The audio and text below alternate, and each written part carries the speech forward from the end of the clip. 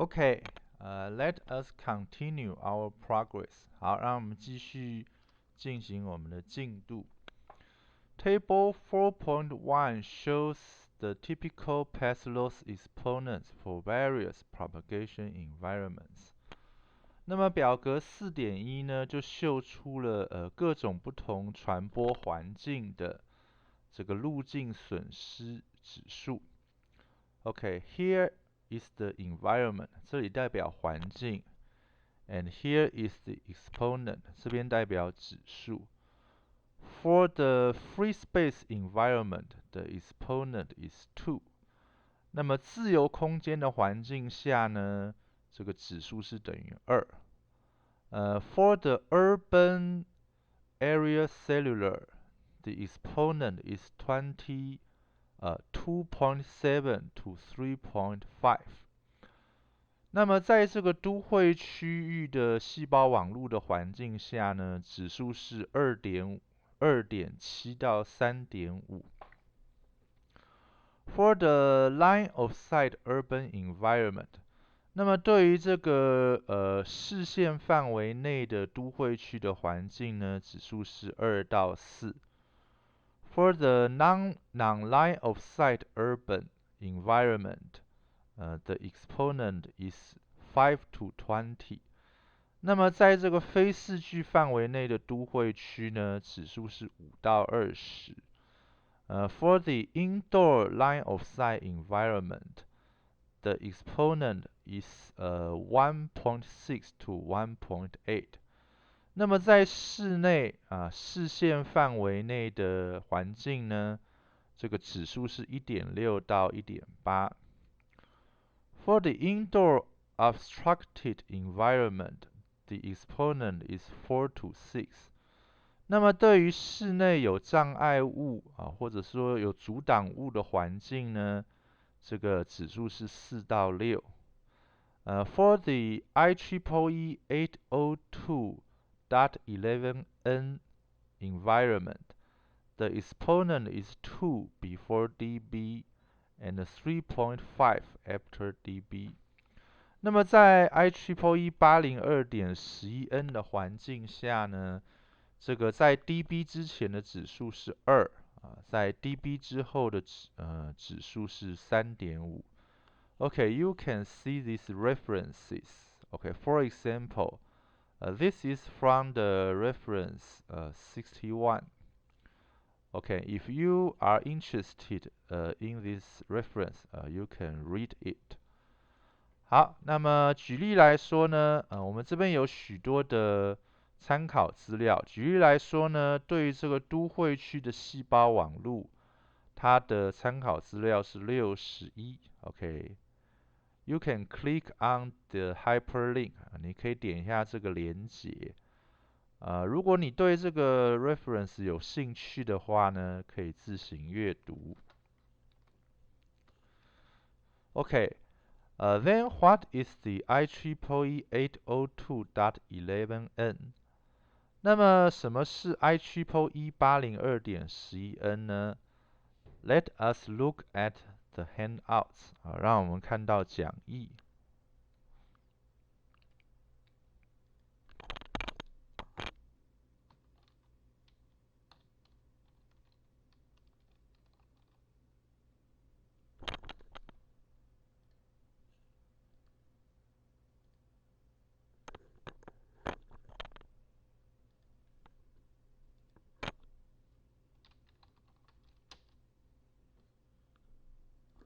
Okay, page 40, problem 1. What is IEEE 802.11n？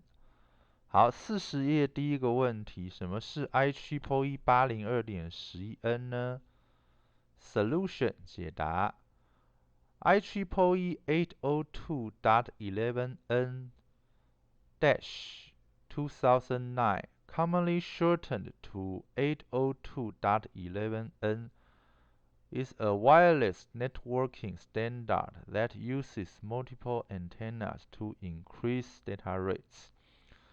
好，那么这个 IEEE 802.11n 2009通常是缩写成802.11n。是一个无线网路的标准，使用多根天线来增加资料速率。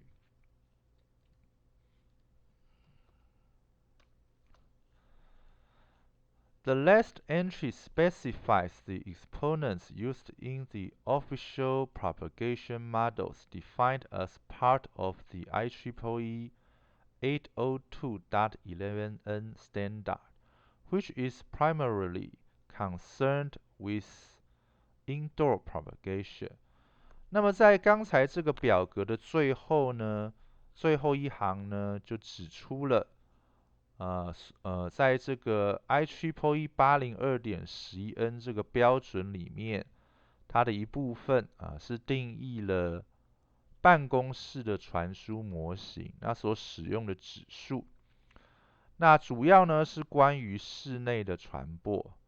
We see that the exponents for the 802.11n models are similar to the theoretical two-ray values。我们看到呢，802.11n 模型的指数呢，跟理论的两条射线的值是相似的。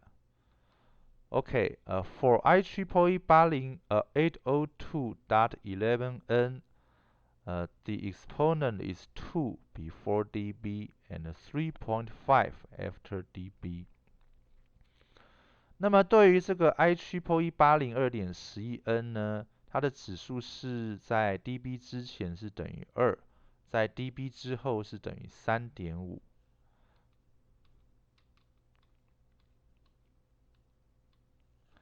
And for the two-ray model, before the dB, the exponent is 2.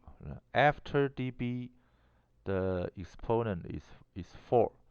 那么对于这个两条射线的模型而言呢，在这个dB 之前这个指数是2，dB 之后指数是4，so they are similar。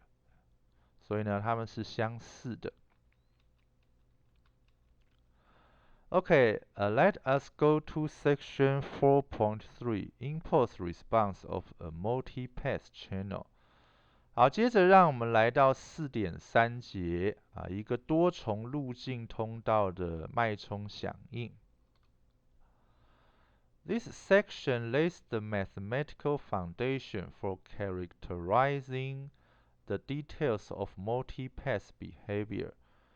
那么这一节呢，为了这个多重路径的行为的细节，来描述它的特性建立起了数学上的基础。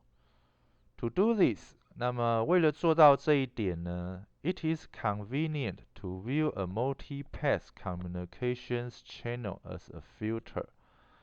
那么把一个多重路径通讯通道看成是一个滤波器是很方便的。Which allow us to use some of the concepts in filter theory to help describe multi-path channels。那这允许我们呢，使用在这个滤波器理论当中的一些观念，来帮忙描述多重路径的通道。One of the fundamental properties of a filter is its impulse response function。那么一个滤波器的众多的基本的性质其中之一就是这个滤波器的脉冲响应函数。Therefore, we consider the impulse response function of a multi-path channel in this section。因此呢，我们考虑了一个在这一节当中，我们考虑了一个多重路径通道的脉冲响应函数。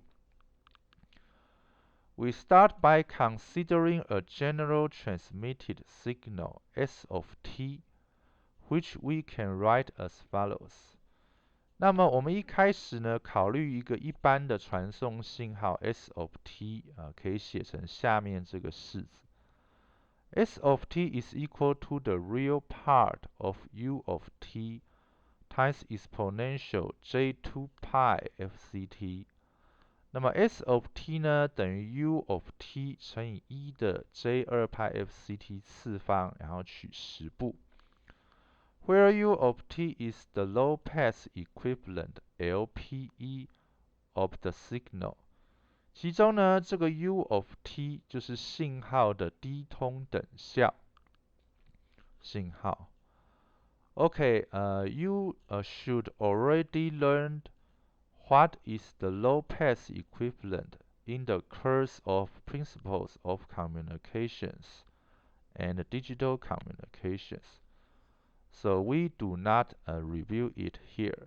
好，你应该已经在像是通讯原理还有数位通讯的课程学过什么是低通等效了。所以在这边呢，我们不会再去复习它。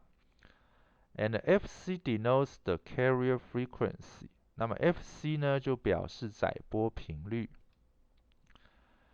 In a multi-path environment, the received signal arrives over multiple paths with different gains, alpha I of t and delays tau I of t。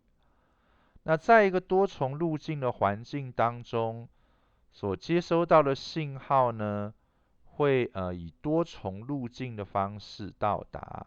OK，here arrives means arrives the receiver 这边到达呢指的是到达接收端。那么这个多重路径呢有着不同的增益用 alpha I of t 来表示。以及延迟用 tau I of t 来表示。OK，where the index I denotes the ith multiple paths。好，其中这个 I 呢是代表第 I 条多重路径 ，and the t denotes the time t 呢代表时间。So here the gains and the delays are functions of time， 所以在这边呢，增益跟延迟呢都是时间的函数。That is, there are time variant， 也就是说呢，它们是会随着时间而改变的。The resulting received signal is therefore given by， 那么结果所接收到的信号呢，因此就可以由下面这个式子所给出。Okay, x of t is equal to summation I alpha I of t times s of t minus tau I of t。那么这个 x of t 呢，就等于对于 I 进行加总 alpha I of t 乘以 s of t 减 tau I of t。Okay, please wait me a moment. I want to drink water. 好，请等我一下，我想要喝水。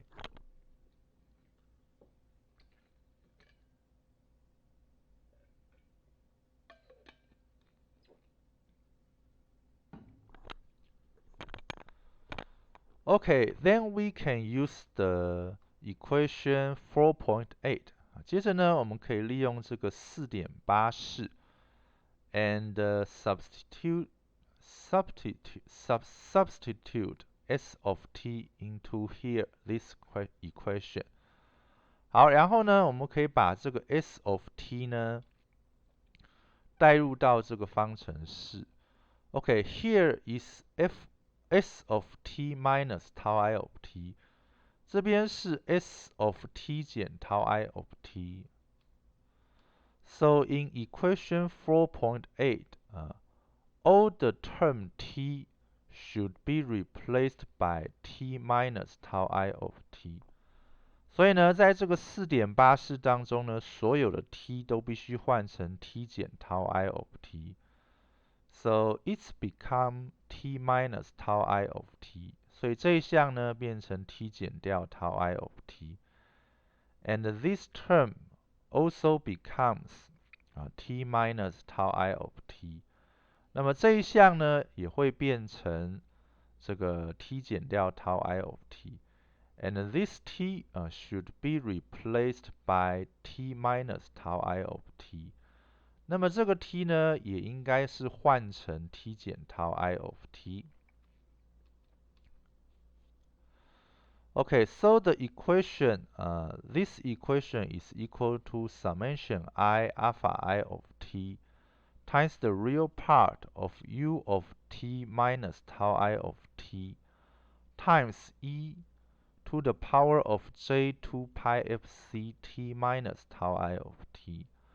所以第一行这个方程式呢，就可以等于这个方程式，对于 I 进行加总，然后 alpha I of t，然后再乘以 u of t 减 tau I of t，再乘以1的 j2 pi f c t 减 tau I of t 的10步。Okay, then we can take the real part operation out of the summation. This does not affect the results. 接着呢，我们可以把这个10步呢搬到这个 summation 之外不会影响结果。And the term e to the power of j2 pi f c t does not depend on I。那接着呢，这个1的 j2 pi f c t 呢，跟 I 是无关的。So we can move this term out of the summation。所以呢，我们可以把这一项呢，移出到这个 summation 之外 ，and become this equation， 那就变成了这个方程式。Where the term in brackets is the LPE of the received signal。其中呢，在方括号里面的项呢，就是接收信号的低通等效信号。OK，this is the brackets 这个就是方括号。We denote the LPE of the received signal by R of t, which has the following form。那么我们把这个接收到的信号的低通等效信号呢，用 R of t 来表示具有以下这个形式。R of t is defined as summation I alpha I of t times u of t minus tau I of t times e to the power of minus j2 pi f c tau I of t。那这个 R of t 呢，就定义成对于 I 进行加总，然后是 alpha I of t u of t 减 tau I of t 1的负 j2 pi f c tau I of t 次方。Okay, you can see that this equation， 你可以看到这个方程式呢 is the same as the equation in the brackets in equation 4.9， 就等于呢这个方程式 4.9 当中方括号里面的这个方程式。Based on these definitions, we can formulate the low-pass picture of a multi-pass channel as shown in Figure 4.5。那么基于这些定义呢，我们可以把一个多重路径通道的低通的图形，把它形式化画在这个图 4.5 当中。Okay, let us go to Figure 4.5。好，现在呢，让我们到这个图 4.5。Okay, Figure 4.5 shows the low-pass channel model。那么这个图 4.5 就秀出了低通的通道模型。Okay, the input of the multi-pass channel is u of t。那么这个多重路径通道的输入是 u of t。And the output of the multi-pass channel is R of t。那么这个多重路径通道的输出呢，就是 R of t。Okay, and U of t is also the transmitted signal。那这个 U of t 呢，同时也是传送的信号。And R of t is the received signal。R of t 呢，就是接收到的信号。And C of T tau is the impulse response of the multipath channel。那这个 C of T tau 呢是多重路径通道的这个脉冲响应。Okay, it is time to tell you the answer of the brain teaser。好，这是时候呢告诉你这个脑筋急转弯的答案了。Where does the sea produce no fish？ 那么哪儿的海不养鱼呢？The answer is 辞海，答案呢就是辞海。Okay, 辞海 is Chinese, and in English, its meaning is a sea of words。好，这个辞海是中文，那在英文当中的意思呢，就是很多字所构成的海。Okay, please note that c is a function of time t and delay tau。那么请注意到呢，这个 c 这个函数呢是时间 t 以及延迟 tau 的函数。This figure depicts the LPE input to the channel U of t and the LPE output of the channel, that is, the LPE received signal R of t。那么这张图描绘出了通道的低通等效输入 U of t， 以及通道的低通等效输出 R of t， 也就是低通等效的接收到的信号。The channel itself is modeled as a filter with a linear time-variant LTV impulse response function C of t tau。那么通道本身呢，被建立成一个模型是一个滤波器的模型。那么它的脉冲响应函数是线性的，而且是时变的就是会随着时间而改变的。用这个 C of t tau 来表示。Thus, the received signal is equal to the convolution of the transmitted signal with the impulse response of the channel。因此呢，接收到的信号就等于传送的信号和通道的脉冲响应之间的卷积。At a given time， 在一个给定的时间 t，R of t and U of t are therefore related as follows。那么 R of t 呢跟 U of t 呢，因此它们的关系就如下面这个方程式所示。Okay, R of t is equal to C of t tau star U of t。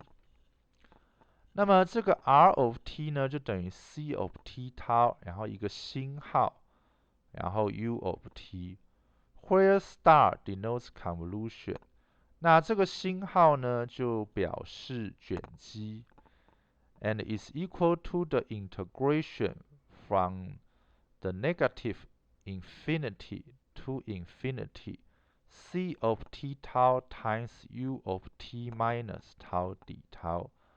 那么就等于积分从负无限大积分到无限大 C of t tau 乘以 U of t 减 tau d tau。Please notice, we do the integration with respect to the tau 请注意呢，我们做积分的时候是对 tau 进行积分。